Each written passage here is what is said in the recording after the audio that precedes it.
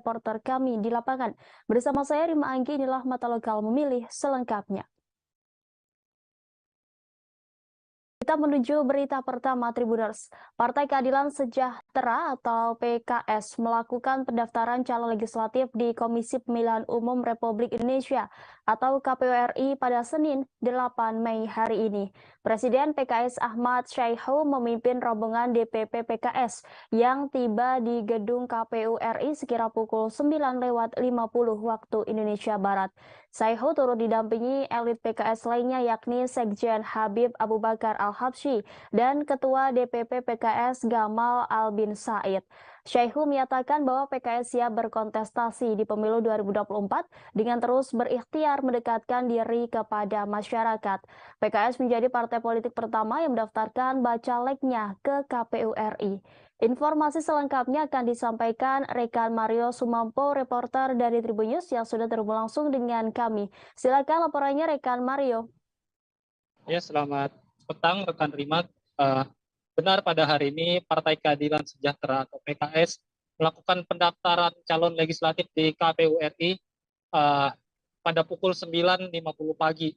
Dalam kedatangannya itu PKS dipimpin langsung oleh Presiden PKS Ahmad Syaihu dan juga didampingi oleh elit PKS lainnya seperti Sekjen Habib Abu Bakar Al-Habsyi dan juga Ketua DPP PKS Gamal Albin Said. Syaihu sendiri menyatakan bahwa PKS siap berkontestasi di pemilu 2024 dengan terus berikhtiar dan juga mendekatkan diri kepada masyarakat. Sebagai informasi, PKS menjadi partai politik pertama yang mendaftarkan bacaleknya ke KPU RI. PKS sendiri sengaja memilih tanggal 8 karena katanya sesuai dengan nomor urut partai politik mereka di pemilu 2024 ini, yaitu dengan nomor 8 juga. KPU sendiri telah resmi membuka pendaftaran calon legislatif anggota DPR dan DPD periode 2024 hingga 2029. Pendaftaran itu dimulai pada hari Senin, tanggal 1 Mei 2023 hingga 14 Mei 2023 mendatang. Waktu pendaftaran dimulai pukul 8 hingga 4 sore, waktu setempat untuk tanggal 1 sampai 13 Mei nanti. Dan khusus tanggal 14 Mei pada hari terakhir, waktu pendaftaran dibuka lebih lama yakni dari jam 8 pagi sampai pukul 23:59 tengah malam. Demikian rekan Rima, kembali ke studio. Baik, terima kasih atas laporannya rekan Mario. Selamat bertugas kembali. Dan Tribuners, rekan kami sudah menghimpun wawancara dengan Sekjen Partai Keadilan Habib Abu Bakar Al-Habsyi. Berikut tayangannya untuk Anda. 580 untuk DPR RI pusat dan insya Allah 84 dapil kita lengkap semua presiden. Yang kedua insya Allah 25 DPW seluruh Indonesia mendaftar dan Jakarta tadi jam 8:08 sudah selesai. Tinggal sisa-sisa berapa DPW-nya insya Allah sampai tanggal 14. Dari berapa jumlah DPD, 150 DPD sudah daftar hari ini dan 364 lagi insya Allah sampai tanggal 14. Ini yang saya laporkan kepada publik dan presiden sekalian. KPU Maluku Utara mengusulkan anggaran pemilu tahun 2024 ke Pemprov Maluku Utara di APBD tahun 2023 sebesar 217 miliar rupiah. Kepala Kesbangpol Maluku Utara Armin Zakari mengatakan pihak KPU Maluku Utara sudah mengusulkan anggaran 100% untuk keseluruhan KPUD kabupaten atau kota ke Pemprov Maluku Utara di APBD tahun ini. Ia menyebut anggaran pemilu ini dalam bentuk hibah yang melekat langsung ke Sekretariat Pemprov Maluku Utara. Sementara untuk Bawaslu Maluku Utara mendapat kucuran sebesar 36 miliar rupiah pada pemilu 2024 mendatang. Untuk mengetahui informasi selengkapnya, Tribuners, kami sudah terhubung langsung dengan rekan Samsul Sardi, reporter dari Tribun Ternate. Silakan dengan laporan Anda, rekan Samsul. Ya, terima kasih rekan Rima di studio. Assalamualaikum warahmatullahi wabarakatuh. Tribuners yang ada di mana saja. Perlu diketahui KPU Provinsi Maluku Utara di tahun 2023 ini dalam rangka menyukseskan agenda pemilu serentak pada tahun 2024 telah melakukan pengusulan anggaran hibah ke Pemprov Maluku Utara. Bahkan hal ini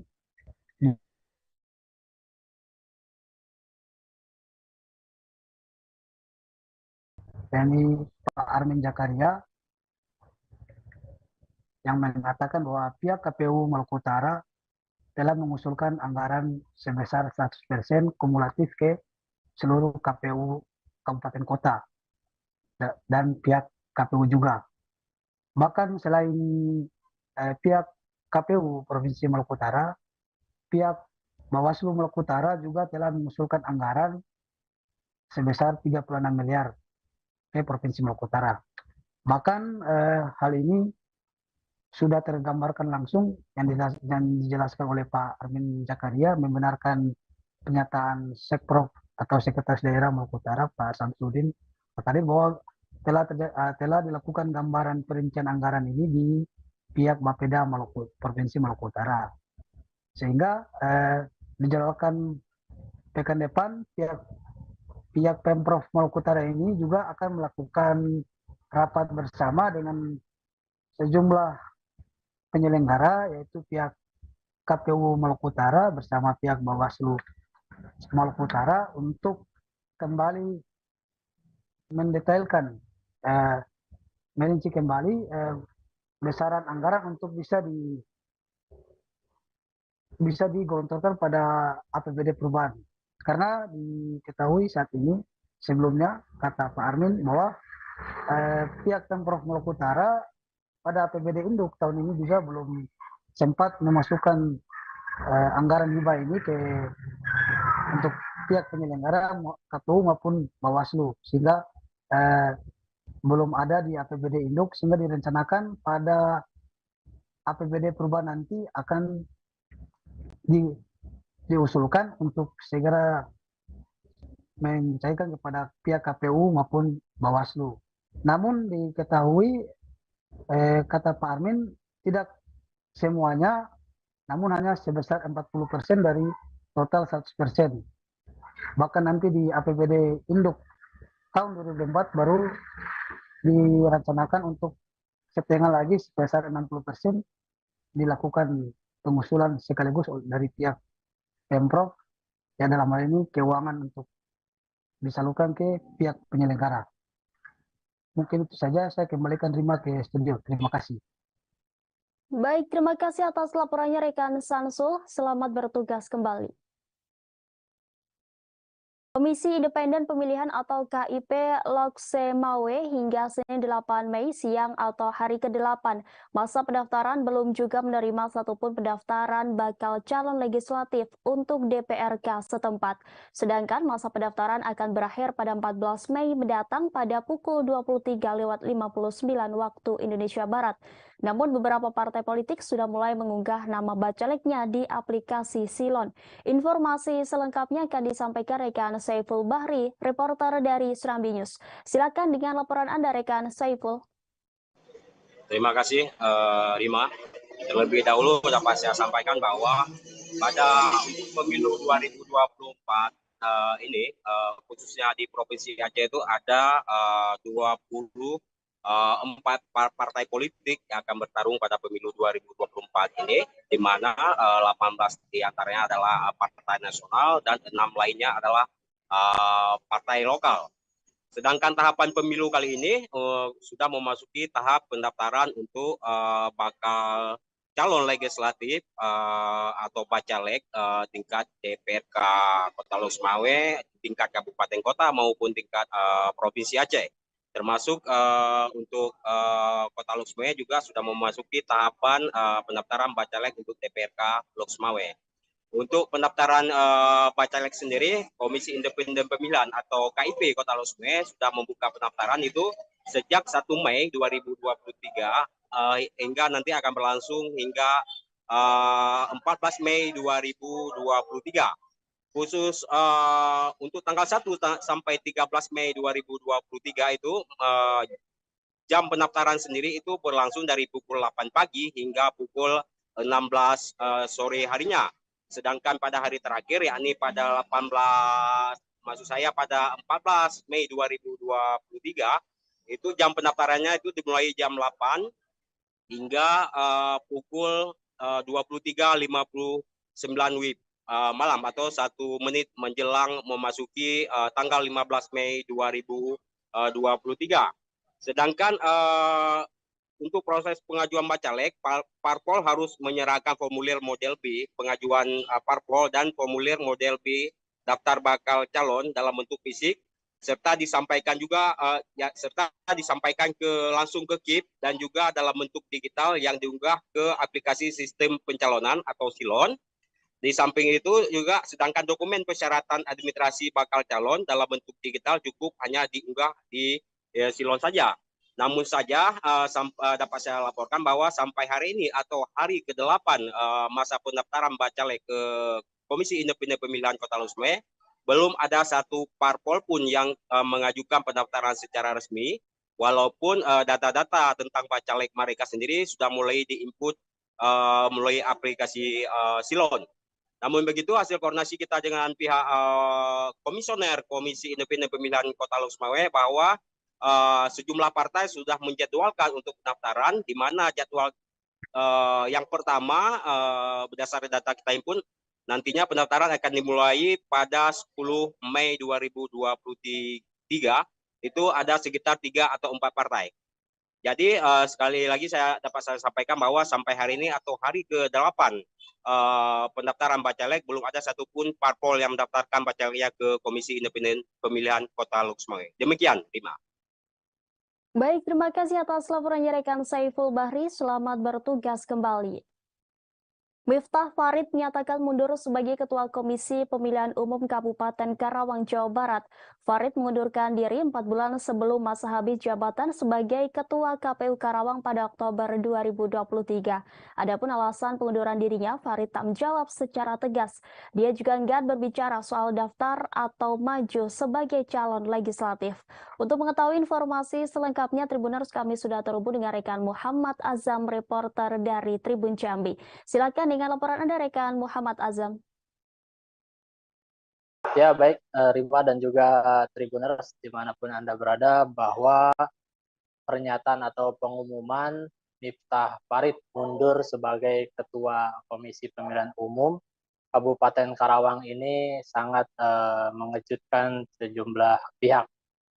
Miftah Farid menyatakan mundur sebagai Ketua KPU Kabupaten Karawang terkait alasan pengunduran dirinya sebagai Ketua KPU.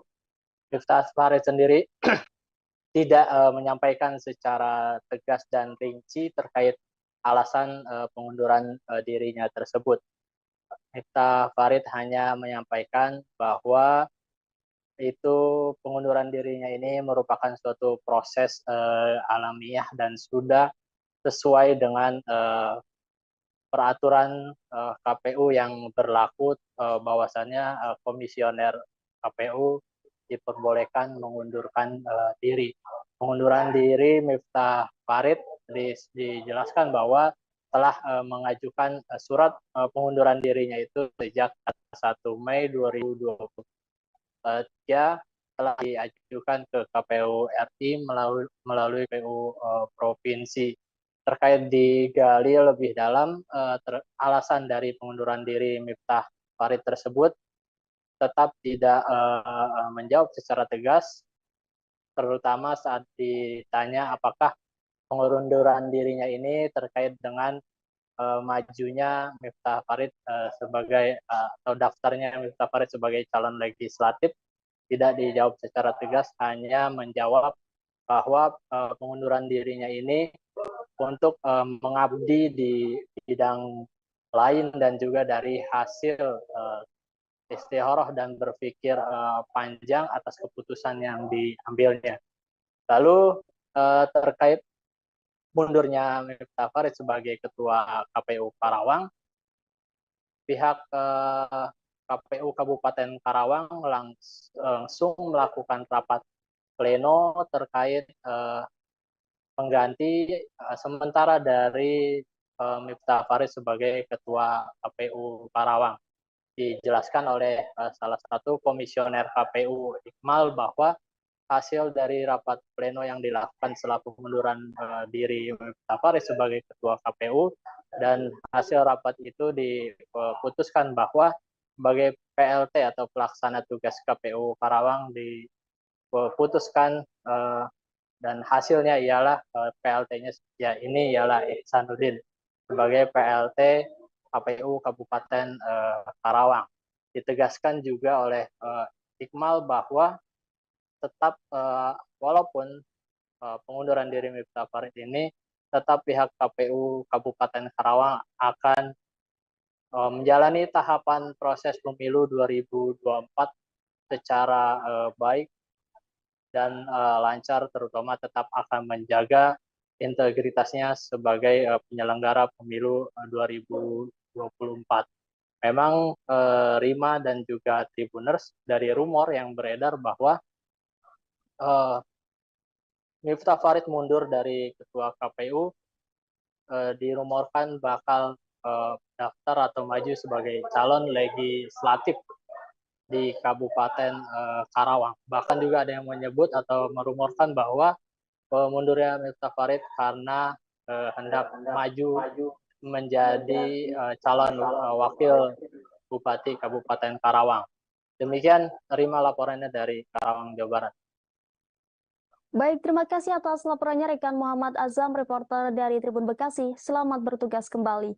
Dan Tribuners, rekan kami sudah menghimpun wawancara dengan Miftah Farid, Ketua KPU Karawang periode 2018 hingga 2023.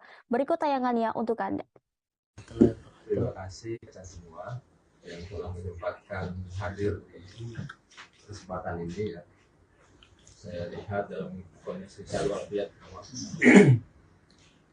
Pada kesempatan ini saya ingin menyampaikan bahwa syukur alhamdulillah tahapan pemilu 2024 dari bulan Juni 2022 kemarin, Juni, tahapan persiapan, kemudian verifikasi pendaftaran dan verifikasi partai politik, kemudian verifikasi calon DPD, pembentukan badan hukum dan lain-lain berjalan dengan baik.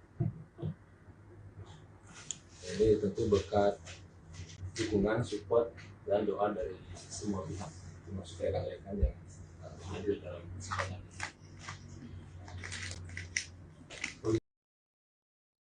Komisi Pemilihan Umum Provinsi Sumatera Selatan memperingatkan agar partai politik untuk tidak lagi tradisi mendaftarkan bacaleknya pada saat detik-detik terakhir pendaftaran yang ditentukan pada 1 hingga 14 Mei 2023. Ketua KPU Sumsel Amrah Muslimin mengingatkan karena sistem yang dianut sekarang menggunakan sistem informasi pencalonan atau SILON, jadi memang semuanya berkas itu masuk ke aplikasi tersebut. Amrah mengaku hingga pada hari kelima pendaftaran bakal calon DPRD RI dan DPRD Provinsi Sumsel di kantor KPU Sumsel Jakabaring Palembang Jumat 5 Mei belum ada sama sekali dari parpol dan baru 2 bakal calon anggota DPD RI yakni Yati Oktarina dan Ratu Teni Leriva. Informasi selengkapnya akan disampaikan rekan Abdul Hafiz, reporter dari Sriwijaya Pos. Silakan dengan laporan Anda rekan Abdul Hafiz. Ya, terima kasih rekan Rima dan Tribuners. Dapat kami laporkan update pada hari ke-8 sampai saat ini sudah ada 7 dari bakal calon anggota DPD RI yang sudah mendaftar dari 22 yang memenuhi persyaratan dari dukungan. Yang kemudian juga untuk dari partai politik sendiri sehingga hari ke-8 ini baru Partai Keadilan Sejahtera PKS yang baru mendaftarkan dari 18 partai politik yang terdaftar untuk nasional. Ketua KPU Provinsi Sumatera Selatan Amrah Muslimin memperingatkan agar para partai politik untuk tidak lagi dengan tradisi untuk mendaftarkan pada detik-detik ataupun hari terakhir dari pendaftaran. Karena ini mengingat dari pentingnya untuk adanya perbaikan jika masih belum mengalami kelengkapan. Menurut Amrah, dari sistem pencalonan sistem informasi pencalonan ataupun SILON itu berkas memang harus diperiksa satu persatu sehingga risikonya bagi partai politik yang mendaftar di detik-detik terakhir ataupun last minute tentu tidak ada lagi ruang untuk pengembalian berkas kalau dia harus mengalami perbaikan. Dan ini dia Amrah memastikan bahwa bagi berkasnya yang tidak lengkap, parpol tersebut dipastikan tidak bisa mendaftarkan bacaleknya. Dia menyontohkan misalnya pada hari terakhir itu adanya parpol yang mendaftarkan pada pukul 22 malam, tentunya akan dilakukan pemeriksaan berkas yang akan memakan waktu paling tidak selama 1 jam, dan kemudian untuk perbaikannya tentu secara logika ini tidak akan bisa memenuhi lagi untuk pengembaliannya ke KPU. Demikian rekan Rima dan Tribunas. Baik, terima kasih atas laporannya rekan Abdul Hafiz. Selamat bertugas kembali. Dan Tribuners, rekan kami sudah menghimpun wawancara dengan Ketua KPU Sumsel Amrah Muslimin. Berikut tayangannya untuk Anda. Sampai dengan tanggal hari ini ya, 5 Mei 2023, baru 2 bakal calon anggota DPD yang menyampaikan berkasnya, dan kedua-duanya dinyatakan lengkap dan sudah kami berikan berita acara penerimaan berkas kepada bakal calon. Kita masih menunggu partai politik ini tingkat Provinsi Sumatera Selatan, yang memang kami maklum sekarang teman-teman partai politik masih mempersiapkan berkas setiap bakal calon legislatifnya kan, karena memang berkas yang dipenuhi cukup banyak dan memang memerlukan keabsahan dari beberapa instansi ya, seperti BNN, rumah sakit, terus pengadilan, dari kepolisian dan sebagainya, sehingga memang kami meyakini dalam waktu dekat partai politik juga akan segera menyusul menyampaikan berkas pendaftaran bakal calon legislatif. Kan biasanya kalau dari pengalaman sebelumnya kan rata-rata parpol itu Partai Keadilan Sejahtera dari Provinsi Kalimantan Utara resmi mendaftarkan calon anggota legislatif ke KPU pada Senin 8 Mei hari ini. Kedatangan rombongan pengurus Dewan Pimpinan Wilayah PKS di kantor KPU disambut dengan tarian adat Tidung. Dokumen pengajuan diusulkan langsung Ketua DPD PKS Malinau Aswar didampingi oleh anggota DPRD Malinau dan pengurus. Tidak butuh waktu lama penyerahan berkas bakal calon anggota DPRD Kaltara hingga tuntas pemeriksaan lengkap. Hanya memerlukan waktu kurang lebih 70 menit. Untuk mengetahui informasi selengkapnya, Tribuners, kami sudah terhubung dengan rekan Edi Nugroho, reporter dari Tribun Kaltara. Silakan dengan laporan Anda, rekan Edi Nugroho.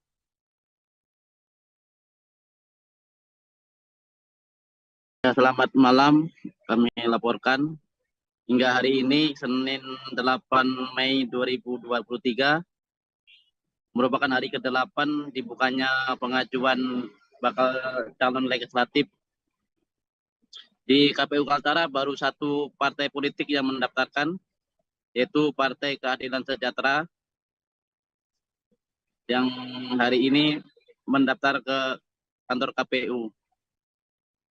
Menurut Ketua DPW Partai Keadilan Sejahtera, Muhammad Nasir, pendaftaran hari ini merupakan serentak di seluruh Indonesia karena mengambil momen tanggal 8 sesuai dengan nomor urut partai politik PKS, yaitu nomor urut 8. Penyerahan berkas tadi siang diserahkan langsung oleh Ketua DPW PKS dan diterima langsung oleh Ketua KPU Kalimantan Utara, Suryanata Al-Islami. Menurut Ketua KPU, berkas yang diserahkan oleh PKS dinyatakan lengkap dan bisa diterima. Untuk selanjutnya akan dilakukan verifikasi administrasi sesuai tahapan, yaitu pada tanggal 15 Mei sampai 23 Juni. Demikian melaporkan dari Kalimantan Utara. Baik, terima kasih atas laporannya rekan Edi Nugroho. Selamat bertugas kembali. Bakal calon presiden dari Koalisi Perubahan untuk Persatuan Anies Baswedan menyampaikan pidato politiknya di depan ribuan relawan Amanat Indonesia di lapangan tenis indoor Senayan, Jakarta Pusat pada hari Minggu 7 Mei kemarin. Dalam pidato politik yang bertema meluruskan jalan menghadirkan keadilan, Anies Baswedan mengkritik kebijakan subsidi mobil listrik. Ia menilai solusi untuk menghadapi tantangan lingkungan bukan dengan cara memberi subsidi mobil listrik. Menurutnya, penggunaan kendaraan listrik akan lebih baik jika berfokus pada kendaraan umum berbasis listrik. Apalagi ini contoh ketika sampai pada mobil listrik, emisi karbon mobil listrik berkapita per kilometer sesungguhnya lebih tinggi daripada emisi karbon bus berbahan bakar minyak. Emisi per kilometer per kapita untuk mobil listrik dibandingkan dengan bus berbasis BBM. Kenapa bisa gitu terjadi? Karena bus memuat orang banyak sementara mobil memuat orang sedikit. Berangkat dari pengalamannya sebagai Gubernur DKI Jakarta periode 2017 hingga 2022, kendaraan pribadi listrik justru menambah kemacetan lantaran tidak menggantikan mobil berbasis bahan bakar fosil. Pantauan wartakotalive.com terdapat panggung megah bernuansa biru bertuliskan Anies Amanat Indonesia luruskan jalan hadirkan keadilan. Satu sisi, tribun penonton mulai diisi relawan Anies dari Padang, Sumatera Barat. Nampak sejumlah relawan sangat antusias untuk menyaksikan acara kemarin. Mereka berteriak, "Pak Anies Presidenku." Ketua DPW Relawan Rumah Bagonjong, Sumatera Barat, Rosi Mary mengatakan ia datang bersama dengan relawan lainnya demi mendukung Anies Baswedan sebagai Presiden 2024 mendatang. Ia bersama relawan dari Sumatera Barat lainnya berangkat menggunakan bus sejak Rabu 5 April hingga tiba di Jakarta Jumat 5 Mei 2023. Ia yakin ex-gubernur DKI Jakarta itu bisa membawa perubahan Indonesia ke arah yang lebih baik.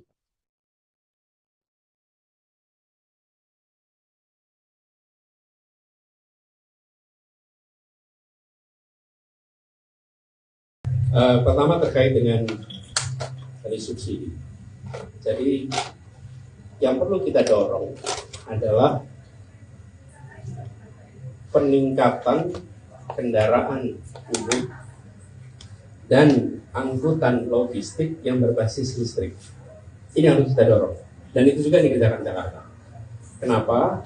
Karena ketika kita berhadapan dengan persoalan seperti kota-kota Jakarta dan nanti kota-kota lain di Indonesia akan ketemu masalah seperti Jakarta, yaitu jumlah kendaraan yang jauh lebih banyak dibandingkan panjang jalan. Ketika sebuah rumah tangga menambah kendaraan listrik, hampir pasti dia tidak menukar kendaraan BBM-nya, tapi dia menjadi kendaraan tambahan. Konsekuensinya, maka dia menambah jumlah kendaraan di dalam traffic di sebuah kota. Tapi ketika kendaraan umum yang didorong dan kendaraan umumnya itu berbasis listrik, maka kita dalam satu langkah dua urusan terselesaikan. Satu adalah memindahkan dari kendaraan pribadi ke kendaraan umum dan kendaraan umumnya bebas emisi. Itulah sebabnya mengapa ke depan arahnya adalah kendaraan umum berbasis listrik dan juga logistik. Jadi kita ingin, alhamdulillah, pembangunan jalan-jalan tol berjalan baik di bawah pemerintahan Bapak Jokowi. Kita sangat apresiasi dan kita ingin jalan-jalan tol ini dipenuhi. Saiful Mujani Research and Consulting atau SMRC merilis hasil survei terbaru terkait dengan elektabilitas bakal calon presiden pada Pilpres 2024 mendatang. Survei terbaru itu merujuk pada nama Ganjar Pranowo dan Prabowo Subianto secara head-to-head atau simulasi dua nama secara tertutup. Hasilnya Ganjar Pranowo mengungguli Prabowo Subianto dalam survei yang melibatkan kelompok pemilih yang mengenal keduanya. Demikian disampaikan Direktur Riset SMRC Denny Irwan dalam rilis SMRC yang disiarkan secara virtual pada Minggu 7 Mei 2023. Denny mengatakan responden ditanya siapa yang akan dipilih sebagai presiden. Sekarang ini jika hanya dua nama, yakni Ganjar dan Prabowo Subianto yang maju sebagai calon presiden. Pada kelompok pemilih yang tahu kedua tokoh, Ganjar menjadi unggul atas Prabowo. Ganjar mendapatkan dukungan 46,4% suara, sementara Prabowo Subianto 38,8%. Denny menuturkan masih ada 14,8% yang belum menentukan pilihan. Di sisi lain, Denny juga berkata dalam simulasi head-to-head atau dua nama yang melibatkan responden secara umum, Ganjar kembali unggul dari Prabowo. Gubernur Jawa Tengah dua periode ini mendapatkan dukungan 42,2% dan Prabowo 41,9%. Dalam simulasi ini, Denny menyampaikan masih ada 15,9% yang belum menentukan pilihan. Lebih lanjut, dalam simulasi head-to-head, Prabowo Subianto cenderung unggul atas Ganjar Pranowo pada bulan Maret sampai April 2023. Namun memasuki bulan Mei pasca deklarasi Ganjar Pranowo oleh PDIP, Ganjar mulai mengimbangi Prabowo Subianto. Bahkan dalam simulasi di antara yang mengenal keduanya, Ganjar Pranowo telah menyalip Prabowo Subianto. Dukungan pada calon presiden ini diperkirakan masih akan dinamis karena sejauh ini masih ada perbedaan tingkat pengenalan publik terhadap calon. Kini Prabowo Subianto sudah dikenal oleh 94% atau hampir semua pemilih. Sementara Ganjar Pranowo baru dikenal oleh 85%. Pemilihan sampel dalam survei ini dilakukan melalui metode random digit dialing. RDD adalah teknik memilih sampel melalui proses pembangkitan nomor telepon secara acak. Dengan teknik RDD, sampel sebanyak 925 responden dipilih melalui proses pembangkitan nomor telepon secara acak, validasi, dan screening. Margin of error survei diperkirakan kurang lebih 3,3% pada tingkat kepercayaan 95%. Asumsi simple random sampling. Wawancara dengan responden dilakukan lewat telepon oleh pewawancara yang dilatih.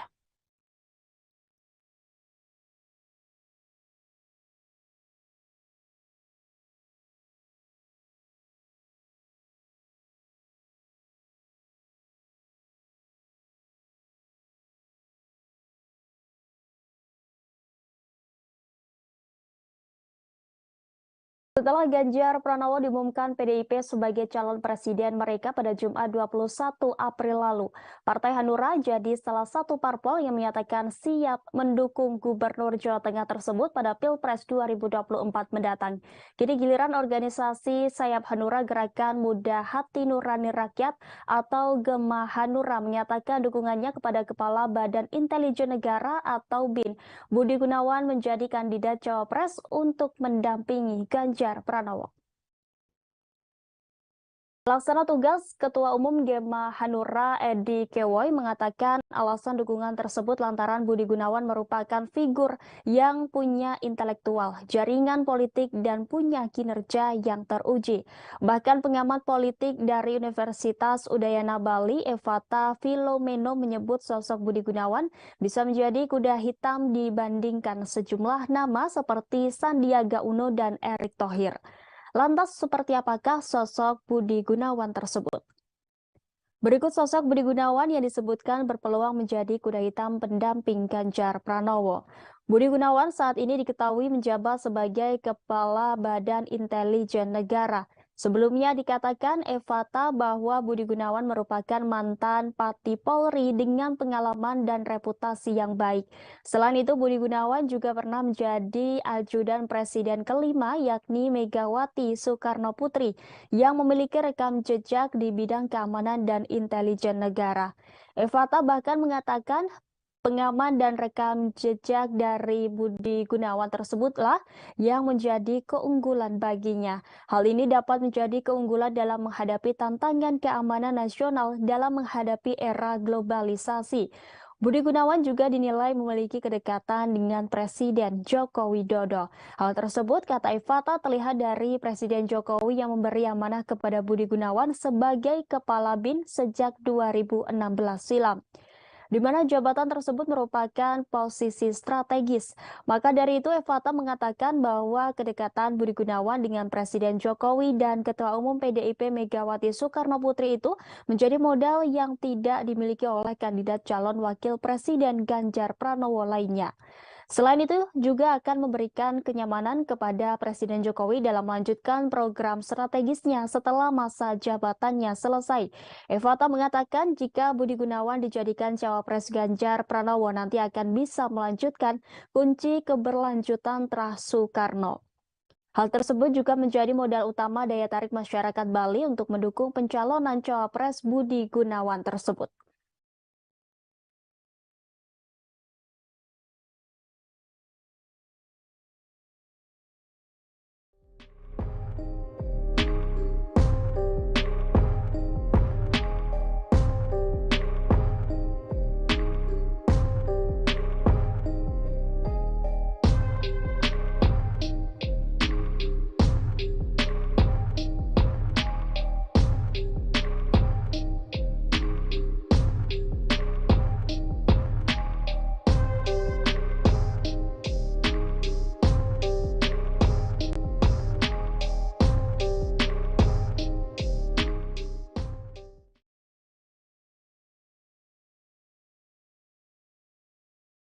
Bakal capres dari Koalisi Perubahan untuk Persatuan Anies Baswedan meminta negara untuk tidak mempengaruhi masyarakat yang akan menggunakan hak pilihnya pada pemilu 2024 mendatang.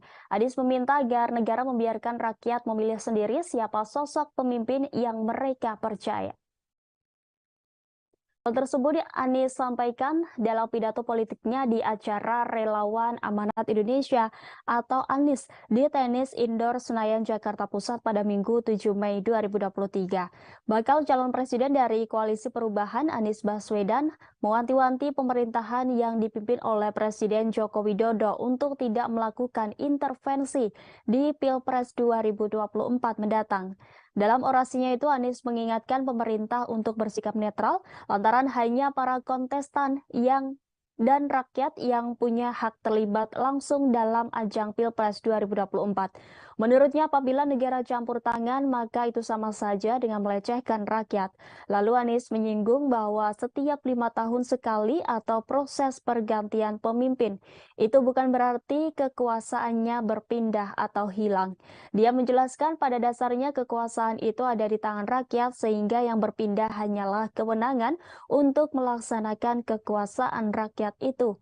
Oleh karena itu, Anies turut mengajak masyarakat menggunakan hak pilihnya dalam Pilpres 2024 mendatang, sebab suara mereka bakal menentukan nasib Indonesia selama 5 tahun ke depan. Sebelumnya, Anies menegaskan tak gentar menghadapi lawan yang memiliki sumber daya besar jelang Pilpres 2024.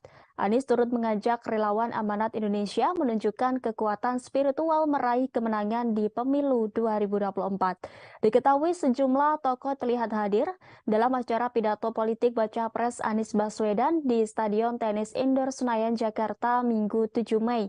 Mereka diantaranya yakni Ketua Umum Partai Demokrat Agus Harimurti Yudhoyono, Presiden Partai Keadilan Sejahtera Ahmad Sayhu, hingga Wakil Ketua Umum Partai Nasdem Ahmad Ali. Selain itu hadir seluruh relawan pendukung Anies Baswedan yang dinamai Kelompok Relawan Amanat Indonesia dan ketuanya Sahrin Hamid. Tak ketinggalan keluarga Anies Baswedan juga turut hadir dalam pidato politiknya, yakni Ibunda Anies Baswedan Aliyah Rashid Baswedan.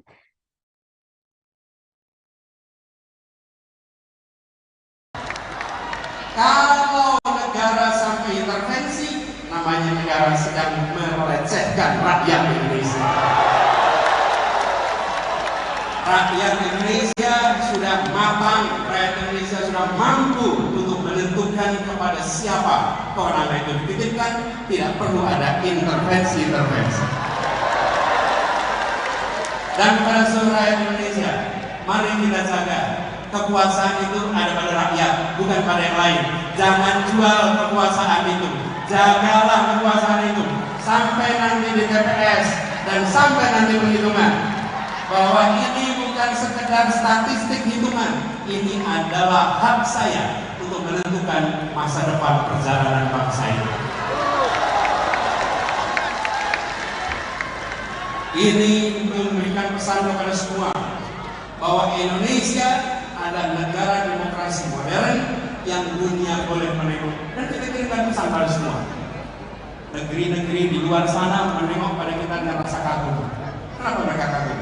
Mereka melihat sebuah bangsa yang bahasanya ratusan, yang suku bangsanya ratusan, tapi memiliki kemampuan untuk berbicara dengan bahasa satu, bahasa persatuan, bahasa Indonesia. Lalu ketika mereka berdemokrasi, kita tunjukkan demokrasi dengan sikap yang matang, menunjukkan kematangan luar biasa. Mari kita sama-sama song-song kesempatan perubahan ini dengan membawa gagasan, membawa rekam jejak, sekaligus membuktikan kita semua di sini, pada diri kita, pada anak-anak dari anak-anak kita, bahwa di tahun 2024 ketika Republik ini akan menentukan arah barunya, saya tidak menjadi penonton di rumah yang tak bertanggung jawab. Saya turun tangan langsung ikut menentukan arah perjuangan Republik. Relawan Amanat Indonesia menyatakan dukungan untuk memenangkan calon presiden dari Koalisi Perubahan untuk Persatuan, yakni Anies Baswedan pada Pilpres 2024. Dukungan tersebut mereka deklarasikan di Stadion Tenis Indoor Senayan pada Minggu 7 Mei 2023. Menanggapi hal itu, Partai Amanat Nasional meminta kadernya untuk tidak terpancing dengan deklarasi tersebut. Diketahui relawan Amanat Indonesia merupakan kelompok relawan yang diinisiasi oleh kader PAN. Relawan itu dipimpin oleh kader PAN Sahrin Hamid. Ketua DPP PAN Saleh Paratahunan Daulay meminta para relawannya untuk tidak mudah terpancing dengan deklarasi tersebut. Sebaliknya, seluruh kader diminta untuk menunggu keputusan resmi dari internal partai. Saleh memastikan deklarasi tersebut tak diketahui oleh DPP PAN.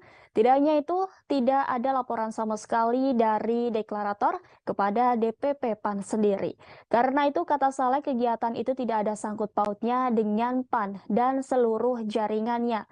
Menurutnya, Ketua Umum PAN Zulkifli Hasan atau Zulhas juga tidak tahu menahu soal adanya deklarasi tersebut. Saleh menyatakan bahwa nama-nama deklarator dalam acara tersebut juga telah dibicarakan di internal PAN. Namun begitu, dia memastikan nama-nama itu tidak banyak yang pernah berkiprah di partai berlambang matahari terbit tersebut. Saleh mengatakan PAN akan mengevaluasi kader-kadernya yang membentuk organisasi relawan bernama Amanat Indonesia untuk mendukung pencapresan Anies Baswedan. Saleh menegaskan inisiator relawan Amanat Indonesia yakni Sahrin Hamid CS sudah bertahun-tahun tidak aktif di kepengurusan PAN sendiri.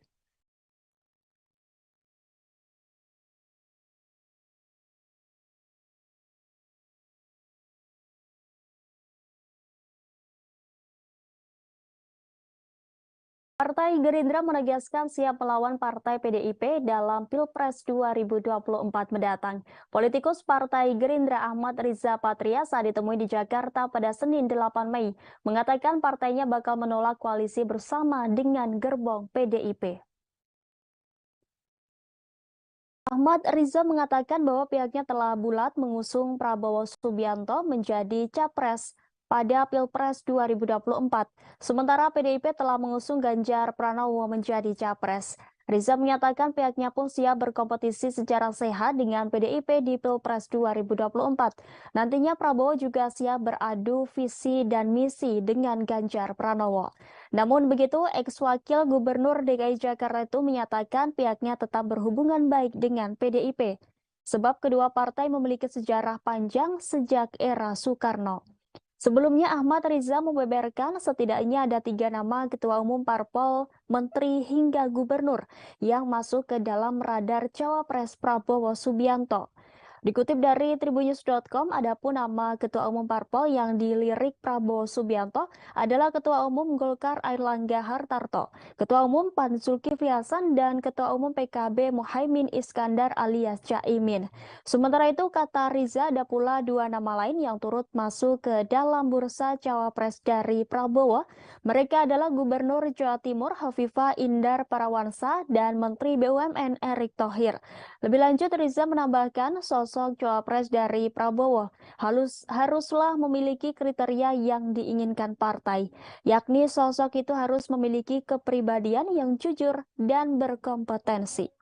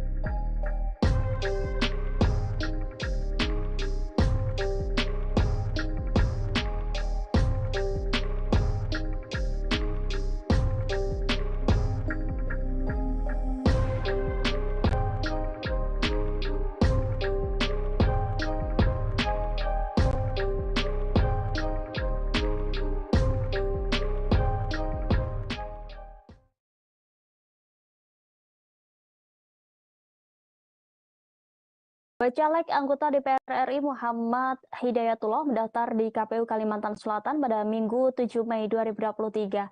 Saat datang di KPU, Hidayatullah diiringi oleh arak-arakan, bahkan diwarnai pula dengan pengalungan melati oleh staf KPU Kalsel kepada Muhammad Hidayatullah. Lelaki akrab disapa Dayat ini mengatakan dirinya mendaftar agar masyarakat juga bisa melihat anak muda bisa berkarya. Menjelang pemilu 2024, seorang bakal calon anggota Dewan Perwakilan Rakyat RI Muhammad Hidayatullah daftar di KPU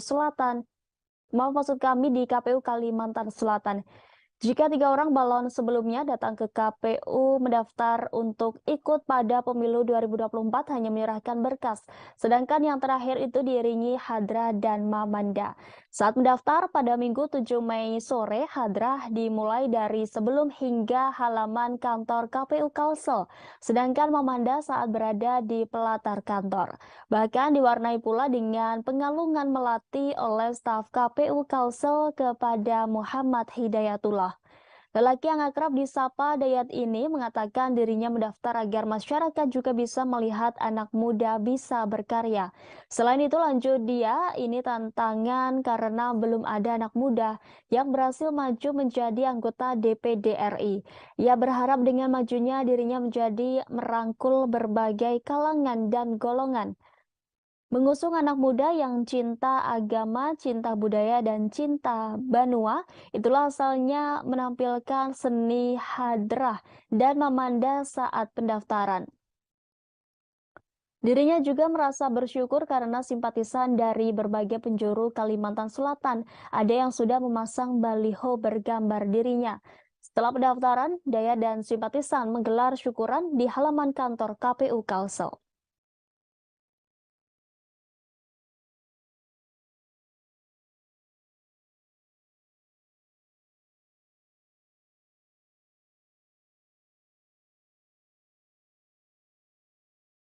Informasi tadi sekaligus menutup perjumpaan kita hari ini. Saya Rimanggi beserta kru yang bertugas pamit undur diri. Terima kasih atas kebersamaan Anda dan sampai jumpa.